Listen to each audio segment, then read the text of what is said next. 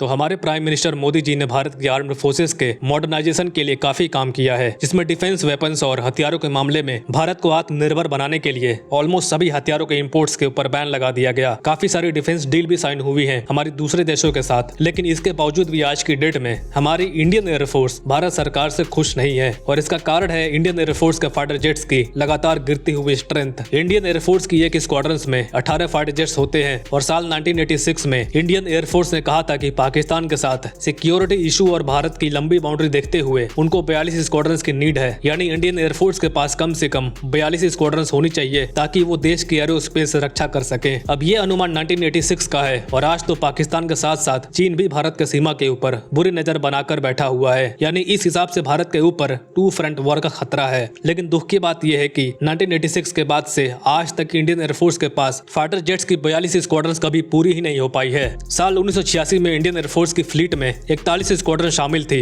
और आप ये जानते ही होंगे कि कारगिल वॉर के समय इंडियन एयरफोर्स ने काफी अहम भूमिका निभाई थी। लेकिन अब लेटेस्ट न्यूज आ रही है कि आज 2024 में इंडियन एयरफोर्स की ऑपरेशनल स्क्वाड्रन स्ट्रेंथ 31 हो गई है और ये इंडियन एयरफोर्स के लिए बहुत ही बड़ी चिंता का विषय बन गया है। भारत जब आजाद हुआ था 1960 के दशक में, आप जानकर हैरान होंगे भारत के पास उस समय 31 स्क्वाड्रन मौजूद थी, यानी कि आज के डेट में हम 1960 के दशक के लेवल पर आ गए हैं। और चिंता का विषय ये है कि इन 31 स्क्वाड्रंस में से 2 स्क्वाड्रंस MiG-21 फाइटर जेट की है, जो कि पूरी तरह से आउटडेटेड फाइटर जेट्स हैं, जिनको फ्लाइंग कॉफिन यानी कि उड़ता हुआ ताबूत भी कहा जाता है। अब इंडियन एयरफोर्स पहले प्लान ये कर रही थी कि MiG-21 की जो लास्ट 2 बची हुई स्क्वाड्रंस हैं उनको साल 2025 में फेस आउट कर दिया जाएगा, यानी रिटायर कर दिया जाएगा। लेकिन अब हिंदुस्तान एरोनॉटिकल लिमिटेड तेजस को सही टाइम के ऊपर डिलीवर नहीं कर पा रही है। इस वजह से इंडियन एयरफोर्स MiG-21 को और 2 साल अपनी फील्ड में रखने के ऊपर विचार कर रही है, क्योंकि अगर अगले साल ही MiG-21 की इन दोनों स्क्वाड्रंस को रिटायर किया गया तो इंडियन एयरफोर्स की स्क्वाड्रन स्ट्रेंथ 31 से सीधा पहुंच जाएगी 29 तक। और कारगिल युद्ध के बाद ही इंडियन एयरफोर्स ने मॉडर्नाइजेशन एफर्ट्स काफी तेज कर दिए थे और साल 2005 और साल 2006 में कांग्रेस की सरकार से कहा गया था कि इंडियन एयरफोर्स के लिए 126 multi role fighter jets purchase किए जाएं, लेकिन ना ही वो डील कांग्रेस सरकार के समय साइन हो पाई और ना ही मोदी सरकार ने उस डील को कंप्लीट कर पाई। उल्टा 126 की जगह 36 राफेल फाइटर जेट्स परचेज करके मल्टी रोल फाइटर जेट्स के डील को साइडलाइन कर दिया गया।